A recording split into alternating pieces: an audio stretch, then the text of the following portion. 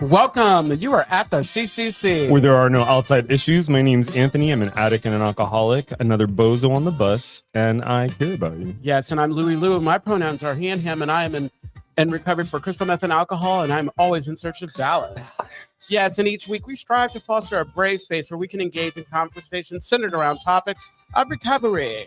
And our intention is to hold and inspire better spaces for more people in recovery by tackling issues sometimes used to separate us. Yes, but before we do that, please like, share, comment, and rate this episode. Rate the episode, ding that bell, leave a comment. Yeah.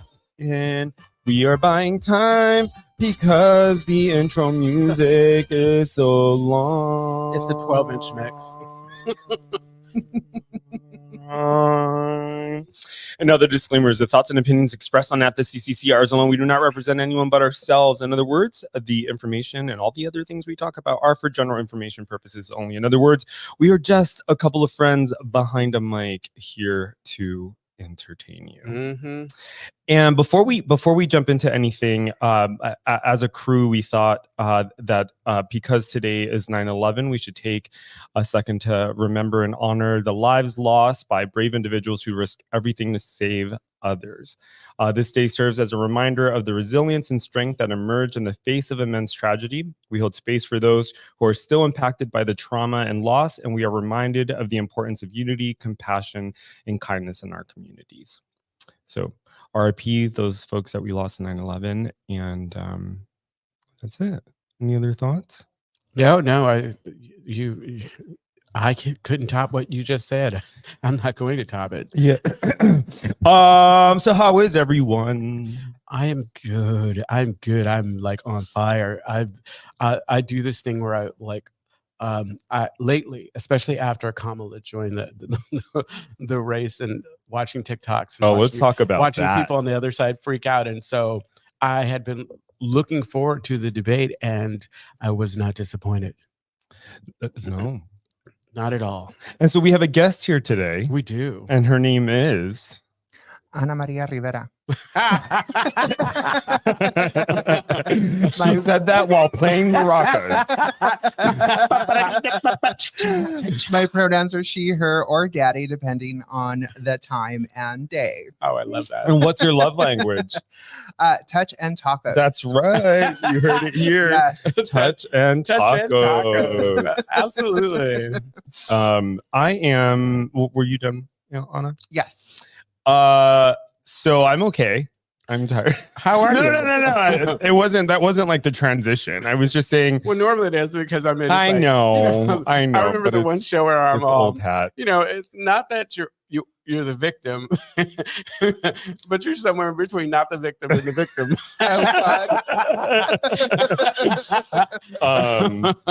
Yeah. So I started my new role a few weeks ago, and He's got a job. I have a job.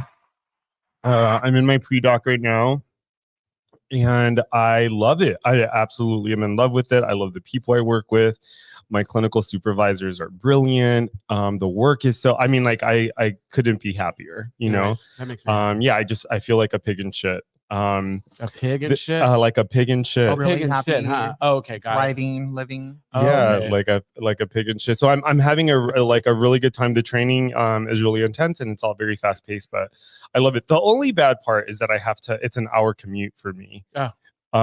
Which I'm still getting used to. Like the last so I've been 3 weeks in, and it's been kind of draining. Other than that, I'm fine. Okay, well, this is good to hear. Yeah, I just turned 40 a few I know, weeks this ago. Ooh, 40. I love this. I know, It's like 40. This has been Virgo season. It has been Virgo Yes. season. Yes. It has. Hard to believe that I was 13 or 14 when you were born. Wow. You're Where's the 13 shade years button? older than me? I'm 14, I'm actually 14 years older than you. 14 years older than me? Yeah, I'm Oh, wow. 54. You're 54? Yes, you didn't know that? Fantastic. No, I didn't. I know. It's a lot of giving other people my grief. I was waiting for something like drink water or moisturizer. So today's topic. So this month we're talking about controversial topics. politics. Everything from like race and politics and all those other things that make people argue during Thanksgiving. Yeah.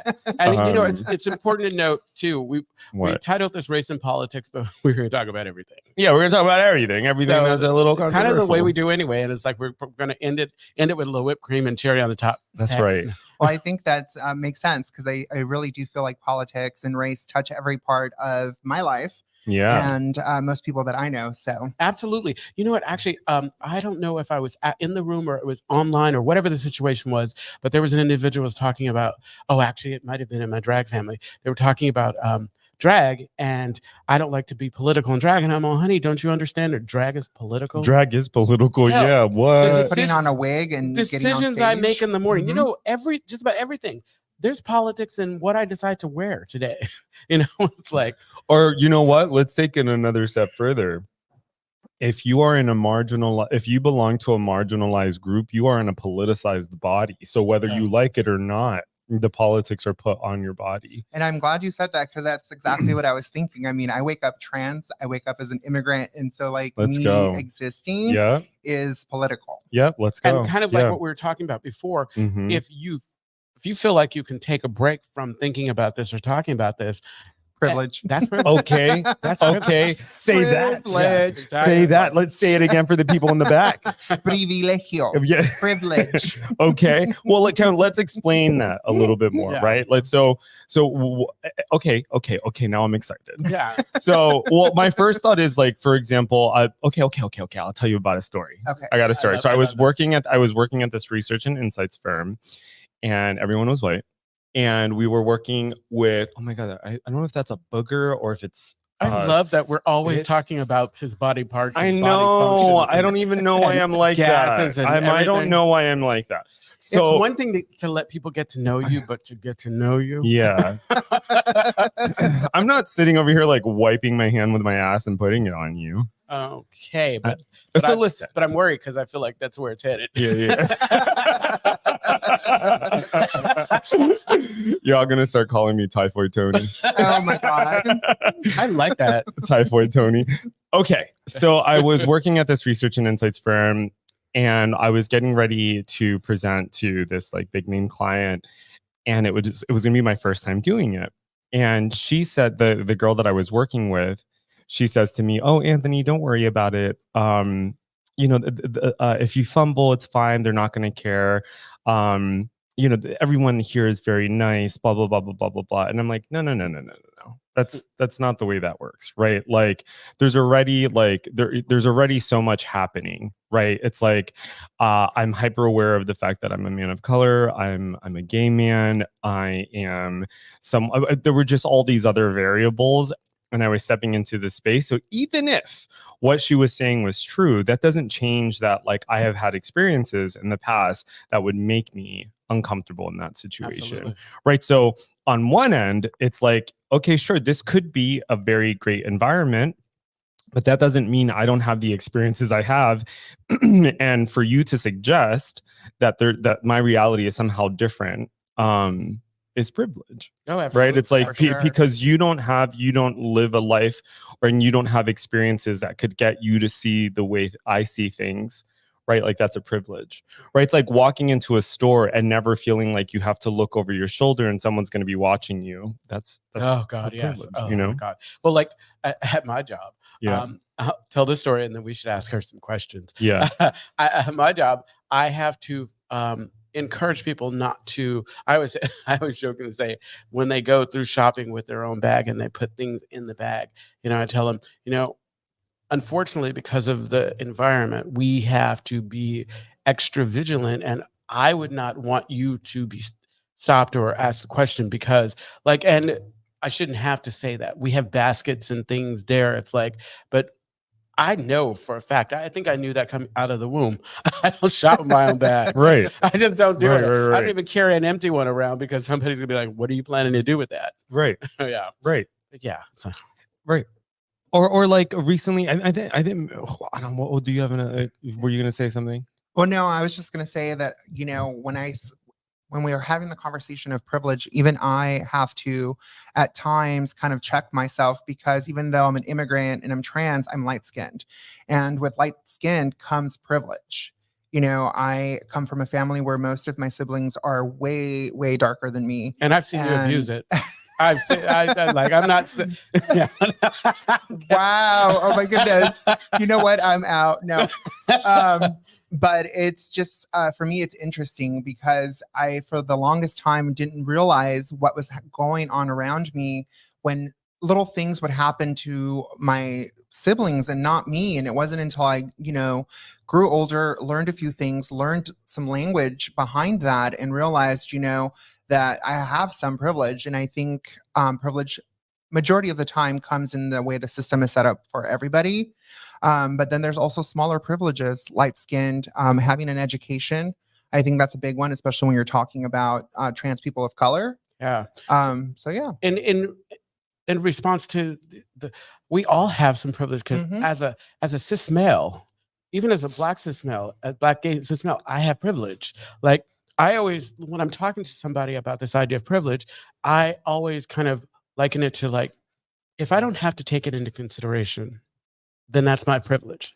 If I can walk through this day without thinking about it, just like I can't turn the fact off that I'm a black man. Yeah. I can maybe kind of not talk about the fact that I'm gay and butch it up or whatever. But as far as being a black man, like whenever I would have people tell me I don't see color, I'm all, well, you don't see me, because every time I look in the mirror, that's who I am. And so it's like, yeah. So I have a working definition for privilege, just to kind of make it a little bit more concrete for people who may be listening and or aren't familiar with the idea. So privilege refers to the unearned advantages or benefits that individuals or groups possess based on their membership in a dominant or favored social category. Right. So these advantages can manifest in various forms, such as race, gender, socioeconomic status, sexual orientation, ability, or education. Privilege often operates in subtle ways, giving those who possess it access to resources, opportunities, or power that others may not have, simply due to their identity or background. It exists in contrast to oppression or disadvantage, and can shape experiences in ways that those with privilege may not always be consciously aware of. And what I will say is, like, okay, so, and not faulting anyone just because of frustration and everything, but there are some people who use the discussion about privilege as a weapon or whatever, and it's made it so that certain other groups are the ones who really benefit from certain privileges. Privilege has become the N word for them. Like, you better not say it. And I don't think there's anything wrong with having privilege. It's not the having privilege that's a problem. It's a not acknowledging that you have the privilege and thinking that you've somehow gotten what you got just because you've worked hard. And I would take it even a further step. It's not acknowledging, your advantage, but also once realizing what your advantage is, doing nothing. Doing nothing, sitting by and letting whatever it is continue for others. Do you know what I mean? Yeah. There's nothing worse than like, oh, I'm an ally. But I'm like, you only come out in support once a year. For this example, for Pride, it's like all these corporations coming out. Oh, I have this bag that's rainbow. And it's like, why aren't you giving money to the shelters and the day after Pride, all those corporations. Oh, I know. They put the stuff away. It's so ridiculous. You better not never talk about Pride again. Oh, I know. It's so awful. I'm looking. Anthony's fact checking us. Well, no. These motherfuckers. No, I was there. I came across this meme the other day, but basically what I liked about it was that it was saying that there's some people who walk around as though the life that they have just came out of nowhere, right? It's not because they had the resources. It's not because they had, like parents who like helped them start a little ahead other people, right? It's just this idea that because they are like innately capable or innately, right? So this kind of which for people outside of that can be very infuriating. Yeah. I've been having that experience a lot recently where, so I just started this pre-doc and I'm surrounded by these people and like, I don't have a car, right? and I live in the TL. And I'm like, here I am with all of these degrees, and I've talked about this before. Like, if I got kicked out of my place, God forbid, I'd be back in the projects because that's where my family is, right? So like that is a reality. There isn't a safety net for me, and so here I am, all these degrees. I've worked really hard, and even now, right, like there's still this like disparity between like what I have to do, for example, just to get to work versus what other people have to do just to get to work. Yeah. Hey, oh my God. Have you seen the news? Okay. I feel like this is connected. Tell me. It has everything to do with affirmative action and Asian students who brought the lawsuit. Was because the whole idea was that I think that there was a group of Asian students who were complaining because they felt like African Americans were getting. Was this at Harvard? Because Harvard Med School. Oh, yeah. Okay. Yeah. And then this is not the first time. And yeah. Because of the lawsuit, the affirmative action was taken away, and reports have shown that entrance for the African Americans is still the same, but there's been a reduction in the number of Asian students. So basically, they kind of shot themselves in the foot. Oh, interesting. Were you going to say something, Anna? Mm-mm.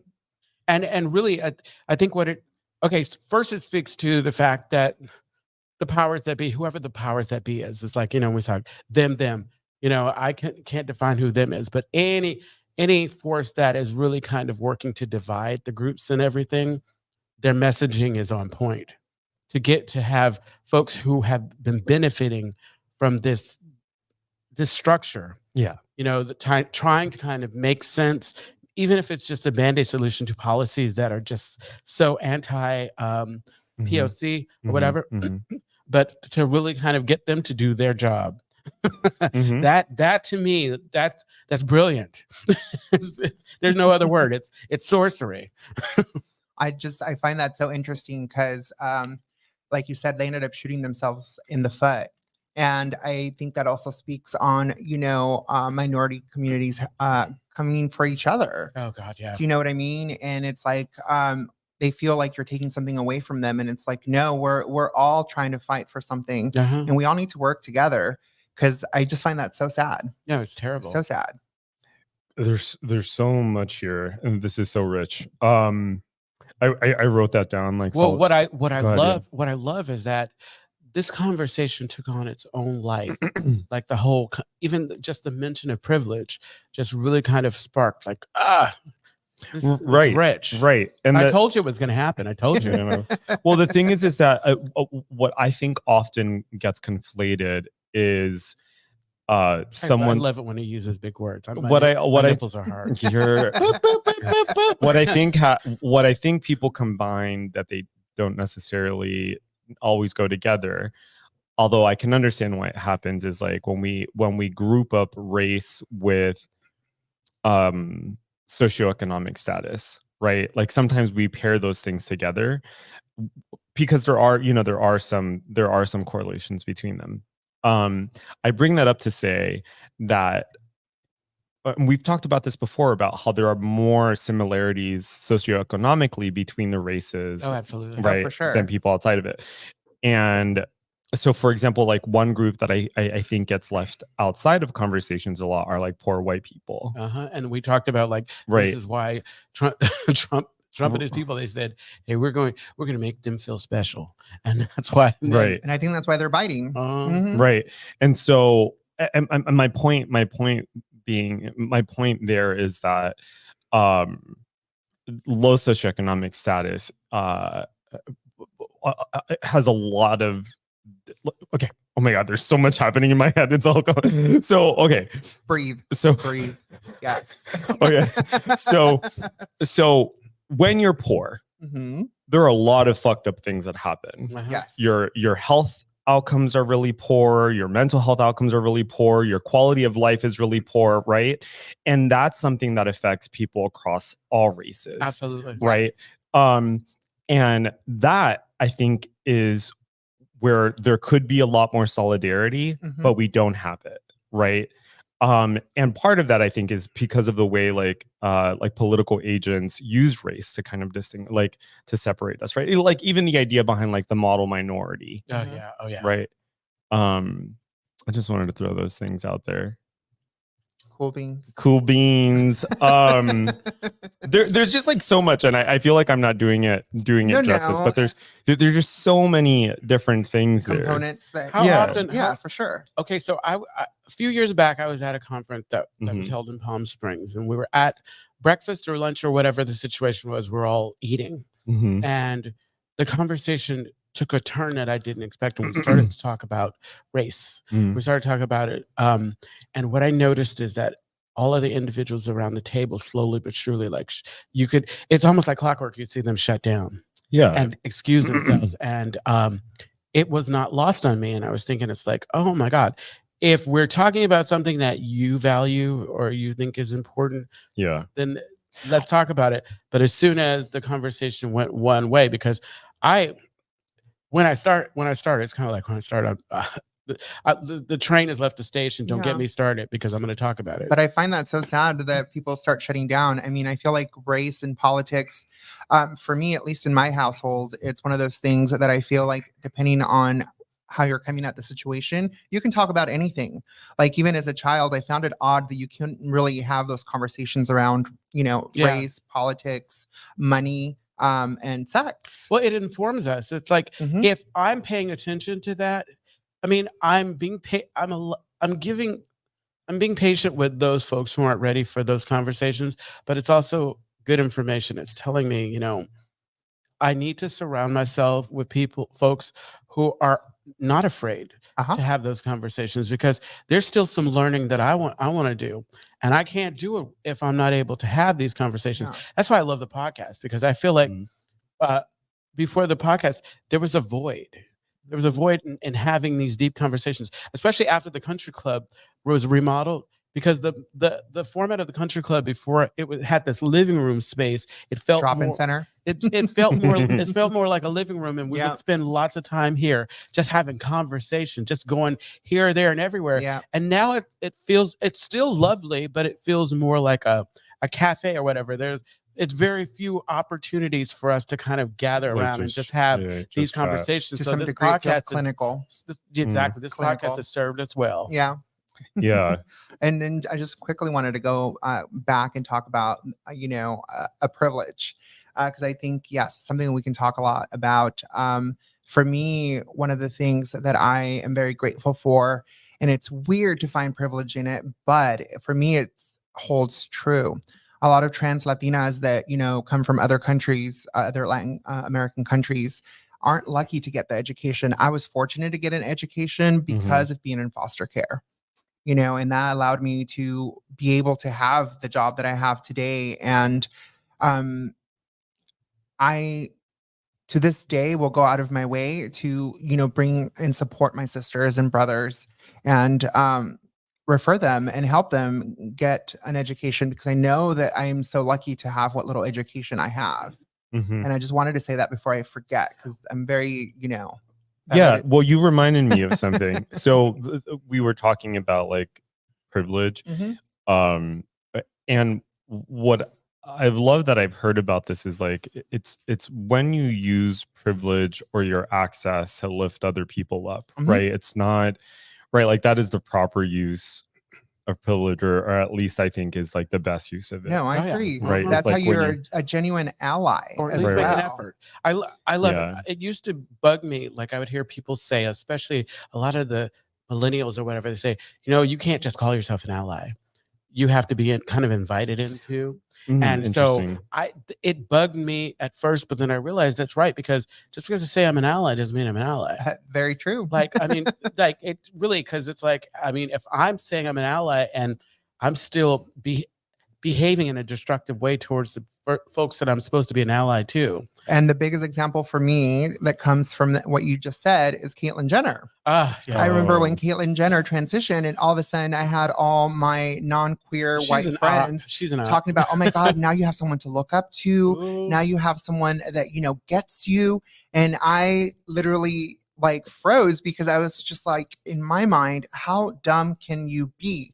We have nothing in common other than something, not trivial, but something that's just our the way we present ourselves to the world, Absolutely. the way we live our lives. But other than that, I will never have access to even a quarter of what that woman has. Uh-huh. Do you know what I mean? And she's still to this day endorsing policies and endorsing people that for the community that, you know, doesn't have those privileges. And correct me if I'm wrong in saying this, because this is where it makes it hard to have conversations. But I feel like she's tapping into the male privilege too. That Oh, for sure, that she had, for sure. And most trans women don't get to do that. Yeah. Say more about that. What do you mean? Well, no, first off, she has affluence. Mm-hmm. She's still like, even in her transition, she still has access to spaces that some people would never have, like and a lot of it's because of her politics. Like, you know, they may be talking about her or whatever, but she still has access to those spaces. And let's be honest, a lot of the people that she's supporting, a lot of the conservatives, yes, they use the right pronouns, but I'm pretty sure they're still, you know, talking about her behind her back as a white man with influence. Because she's saying, you know what I mean? Because she's saying everything that they want to hear. Like, of she's course complaining about what trans people in sports, bathrooms, all that stuff. She's saying it and making it's like she's tampering and making the conversation easier more palatable for them. Of course. Oh God, I'm so mad I could spit on Anthony. That's for you, since you like to talk about body fluids. It's so funny. Was just looking. I know Anthony's fact checking us. I love it. No. I was just looking at Caitlin to see what she's doing these pictures days. of What is she Caitlyn up Jenner. to these days? Oh my God, it's like she'd be looking crazy. I'm scared to even, you know, do a search on my internet because I don't need her in my algorithm. At all, yeah. You know? Oh, I know. It's like, it's terrible because it's like once you do that one search, all of a sudden, it's going to be across everything, and all of a sudden, it's like when I have to explain myself to God, they're going to be like, "Why were you looking up a picture of Caitlyn Jenner?" Yeah, I do not need that. Nope, I'm good. You know what I was just thinking of is like there are all these, like, in talking about like race and politics, and that there are all these ways of like having the conversation. And for me, like, I feel like I'm already planning on walking away from this feeling like, oh my God, there was like so much we could have said, or so much that like there are points that we could have made. And I think the feeling of overwhelm is coming from the fact that like it is so loaded. Like when we talk about race, right? Like I'm sure everyone at this table right now, if the topic was how many times a day are you reminded of like your race or your socioeconomic class, right? Like that by itself could be a topic. You know, that by itself could be a sure. topic, you know? And I think one of the things, I forget, I think it's called minority fatigue, but there's this idea, I think it was by, this scholar, last name is Steele from Stanford. Shelby Steele? No, please don't. Please do not talk about Shelby Steele. No, I forgot his. Oh gosh, last name is Steele. He's like he was the thinker behind Stereotype Threat. Yeah. But so there's another idea has to do with fatigue. Right. And it's like the fatigue of being in a marginalized body. I mean, I definitely do feel like half the time I'm exhausted from just being me. Right. If that's what you're talking about. Right. Exactly. Like, but I feel like that's where, you know, privilege comes in because I don't have the luxury of putting myself away. Claude Steele. Yeah. Claude Steele. I've been, Claude Well, the term was coined by the researchers Claude Steele and Joshua Aronson. Yeah. Right on. Look, I'm pulling at Anthony. I'm all Steele. I'm familiar with the most. Yeah. But yeah, there's fatigue, right? Mm-hmm. It's like like just for example, like, well, obviously, if you're making like less than minimum wage, even if you are making minimum wage, right? It's like what's your sleep like? Are you even able to sleep? Do you have to have 2 jobs, right? Do you have to, like, how does that influence how other people see you and what you do, right? If you're like a young gay boy or girl or a trans kid and you're 9 years old and you're surrounded by, like, that's exhausting, or having to like code switch or having to Oh, explain yeah. yourself or Or having to, when you're in scenario or situation where you're the only, yeah. and so Yeah, all of a yeah. sudden they think that you're going to be representative Right, of. right. I don't know what all the black gay men think. Right. Or like, or this idea that like, oh girl, it's just in your head. It's not really happening. Oh So, no. Yeah. Go based ahead. on what you just said, Yeah. it's really hard for me not to bring up something that just happened Let's at work. hear it. Yeah. I had a situation that I genuinely feel was transphobic with another coworker, and to not trigger myself, I would just fast forward a little bit. But I had a conversation with our HR representative, who is a white gay man. And I kid you not, I was in that conversation, and I know that he was in his little heart coming from such a good place. But then he brought the person, and he was saying, oh, well, I work with this person all the time, and there's never a problem. No, bitch. And immediately in my mind, I'm just looked at him, and it took every ounce of me to not just scream at him privilege. Yeah, exactly. I'm like, you are a white man, educated white man, who is very monotone. You're not flamboyant. You're not loud. All things that I am, right? And now you're entering gaslighting territory. No, maybe it's just something else, because and it's like, no, you're not hearing me. These are my, and I had to break it down for him. I'm like, okay, so I hear what you're saying, but it doesn't change how I feel. There's this coworker who, for no other reason, I'm not her favorite person, and that's what she said to me. And I find it so interesting because I think if you're LGBT or a person of color, you know that tone, you know that look. I was straight up told I am not her favorite person. And then the way she looked at me from head to toe, right? And this is someone who I've worked with for months. And other than good morning and goodbye, I don't talk to this person. You don't know me. You know nothing of me other than what you hear in passing by. And I don't know. It was hard to describe to my HR representative, who's gay and white, because he may be able to empathize to some degree because he's a gay man, but he fully can't. And then just to dismiss my feelings, Absolutely. It broke my heart. But unfortunately, I'm used to it. I'm used to, even my experiences when I started coming to the Castro Country Club. I had to educate, gay white men on how to properly talk to not just a woman, but a trans woman, absolutely. And to a trans woman of color. The misogyny, the racism, like not in joking or satire, but like true, absolutely. And but even in the joking, I've had to kind of educate myself, and I've had to change how I show up in that, because before I would think, oh yeah, I could get away with this. I get away with this because I'm gay. No, I can't, because if I want somebody to treat me a certain way, then I have to be open to hearing other people and giving them that same respect. And that's true, especially that like immediately takes me to when I had to have a conversation with a few gay men that felt it was appropriate to touch my breast. Because other cis women would let them do that. And I was like, first of all, you don't know me. Yeah. I literally just met you a week ago. And you're making all these assumptions. But I'm gay. It's like, I'm out. Exactly. And that's what their, escape would be was, well, I'm a gay man. It doesn't matter. I'm like, it does matter. I specifically came to gay CMA to get away from being seen as a thing, from being touched. And, I specifically came to feel safe here. And unfortunately, I had to do a lot of educating to, feel safe in this environment. That's a privilege that we all have. I'm sorry. What's that? Let me say it's not taking into consideration that others show up with trauma, that they have trauma. Oh yeah. That's a good way of putting it. No, exactly. Not taking that into consideration, because it's like, I'm just acting on how I know how to act, and not thinking that's maybe like when I rush at somebody, or when I go give somebody a hug, or I'm not saying that I do that, but you know what I'm saying? It's like not thinking about things before you take action. Yeah. Right.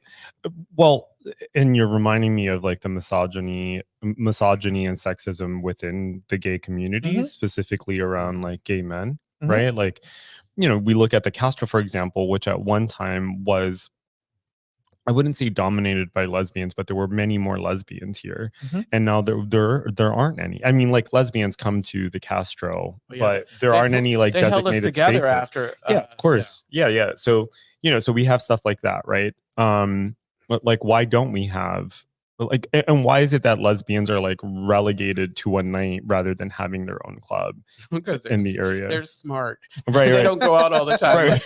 Well, but the point, and I mean, maybe that's like not the best because they're saving their money, Anthony. Exactly. Orale, they're trying to buy property in Guerneville. Yeah. Oh, goodness. But yeah, you're reminding me. There's also this great book. It's called The Erotic Life of Racism by Sharon P. Holland. Oh, that sounds like a good read. Can you actually The text me Erotic that? Life of The Erotic Life of Racism. And This I went one to here. It's got a bibliography. I went to this amazing talk at Bolt Law, UC Law, Berkeley Law years ago, and it was called The Erotic Life of Racism. And they were talking about how racism, for example, shows up on dating apps. Oh, for sure. Right. Like there's this great book. It's called Dataclysm. It was written by the three founders of OkCupid, and what they found was that like racism ran rampant on OkCupid. Don't get me started on OkCupid. Right, and then we also have like Kind of OkCupid. yeah, or like on the dating apps, how there's like among gay men, how like like white men are preferential and kind of universal, and then if you're a black man, it's harder if you're a bottom and you're not a top. You have to, right? So there are all these different things around like just being gay and just like the way racism shows up in sexuality or within our relationships.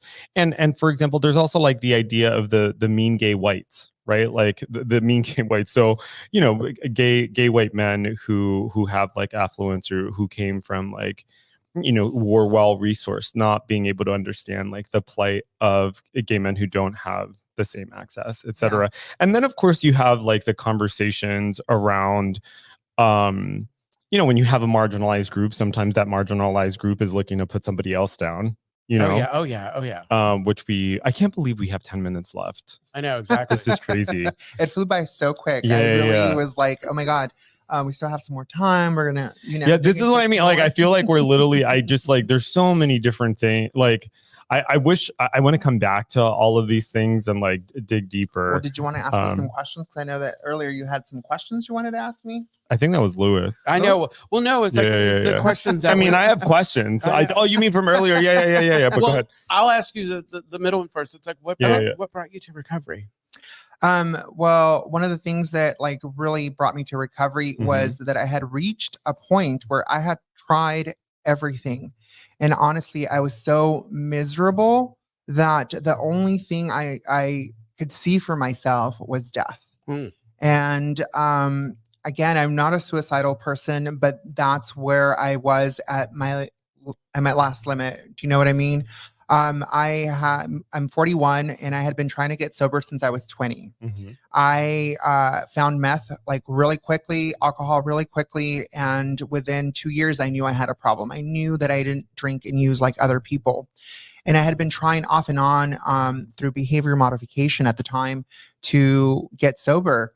And all that was left was to simply try something different. I had been coming to the club when it was a drop-in center and hang out with people. And I eventually got so comfortable with the people here that I think when I was actually ready to start something new and try something new, I knew where to come. Yeah, right on. I love the Castro Country Club. And it wasn't that hard for me to be like, this place is amazing. I need to go there and try it their way. And honestly, 10 years later, my life is so much different what it was emotionally. Like I want to live. Oh, nice. And for me, like that's a big jump from wanting to die. I see no existence for myself to being a person where all I want to do is live and get to tomorrow and try something new and, hang out with someone and be with someone. I love it. Thank you for answering that. Yeah. So the question that I wanted to ask earlier, well, I actually like that we're rounding off with this, is like, given we've talked about race, when are socioeconomic status, what are the experiences that you have both had that had made you feel hopeful or that made you feel like okay, this is good. I like the direction this is moving in, be it interpersonally or like maybe things you've witnessed. In Well, I media. mean, Excuse me. I feel like I would need you to elaborate a little more, and that's just because of my own mental health. Yeah, I can. I'm a little, discombobulated and crazy by Yeah. nature. But if I'm understanding correctly, I mean, I feel like just coming into not just the Castro Country Club, but in the last 10 years, the miracles that I've seen, the transformation that I have seen, not just in my own life, but in the life of others. Like I've literally seen people come as broken as I was, if not more broken. And literally, after months, like all of a sudden they have a job, they have housing. Like those are things that I didn't think when I was using that I could ever have access to. And so like I get to see the miracle every morning when I wake up within myself, but I actively work hard to see the miracles, not just in myself, but others and in my surroundings. Just the fact that like I get to wake up in a warm bed, and I get to shower. Like I have like people try to keep it cute and I have no qualms about being real. And I think it's one of the things that people sometimes are like, you're a little too honest. And I'm like, well, you need to understand that like for me, am either honest or I'm a liar. Right. And there's no in between for me. I would lie about everything, my age, my race, because when I was out on the streets and I was doing sex work, it was either play up the Latina role so I could, be someone's fetish, or, if I just wanted to make some money and, to some degree, not be sitting there pretending to have an accent and, this person's my white savior. I would pretend that I'm white, and so did I answer your question? Yeah, I think so. Okay. Really what I was thinking about, not really, but what I was thinking about are those moments when maybe I can lead by example here, like give you not lead by example, but give you an example. Like one of my favorite experiences that I had, it was my third year in grad school, and there was this site that I was applying to, and there was this trans woman who was at the site before me.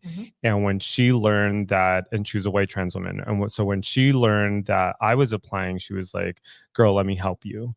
And she like looked at my cover letter, she like helped me prepare for the interview, and I was like, so that was like one of the first experiences where I was like, oh shit, right? Like, here's this person. She could have kept all of that stuff away from me. She didn't know me from a can of paint. Like, she knew me, but she didn't know me. I have a moment now. You know what I mean? Yes. So that to me was like, I felt like here was this person who had like all this privilege, the privilege of access, but also just kind of like knew the internal workings of this place and like put her hand out. And before you let me share. So right after George Floyd, I didn't realize that I was starting to feel something. I was going through it, having that experience at work. I just dismissed it as the shit that I go through at the owner at my job called me into the office, didn't know what was going on, and she asked me if I wanted to take a few days off because she knew that it was a lot. And it's situations like that. I remember, where folks like she paid attention. It's like, and anytime I have doubt, it's like I know that she's an ally. Because it was needed. I didn't know it, but I needed it because it was so much. It was like I had almost reached my boiling point. I probably would have ended up in a turret somewhere doing unspeakable things. What were you going to say, Anna? So just from your example, like it really brings this memory that I have.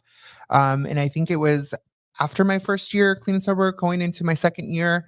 And it's the reason why I have the job that I have today. Like I said, I'm very lucky to have the little bit of education that I have, but I was so broken and such a mess, and I didn't really know how to do my application, how to do a cover letter. And there's this person in the rooms that to this day, I mean, other than being a woman and an addict, we don't really have a lot of things in common on paper. She is definitely, of privilege, Caucasian. And from the mountains of Caucasoid. from the mountains of Caucasoid, for sure. And also, like, I want to just add the context of like me being who I am, a trans woman, and where I come from. Like, cis women were never my friends. They were my friends until, you know, the man looked at me and showed interest, and then all of a sudden I was the enemy, right? And so to have this woman out of nowhere be like, hey, I have these skills and I'm going to help you, you know, whatever you need. And because she took the time, she showed love. Like, it's one of those moments in my recovery that really give me hope. And yeah, I mean, to this day, I think I would go to, you know, heaven and back to help her in any way, not just because she gave me something, you know, because she gave me something that's also like, what's the word? Not tangible, Yeah. right? Yeah, She showed me grace. She showed me love.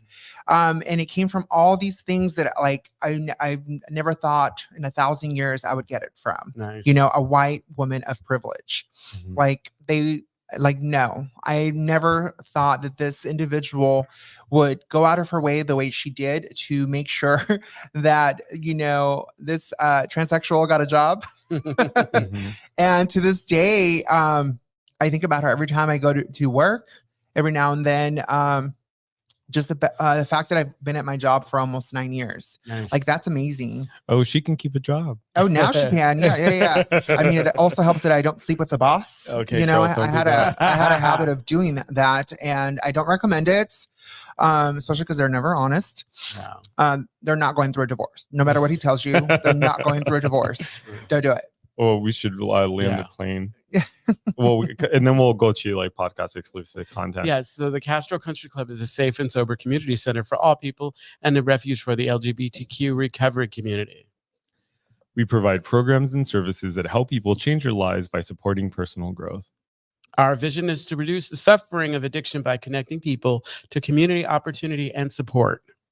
You can find more information, including all the ways to contact us at www.castrocountryclub.org/podcast. Did I say 4 W's? Yes, and tune in every Wednesday at 8 p.m. Pacific Standard Time. We go live on our Castro Country Club Facebook and YouTube channels. Find us wherever you listen to podcasts.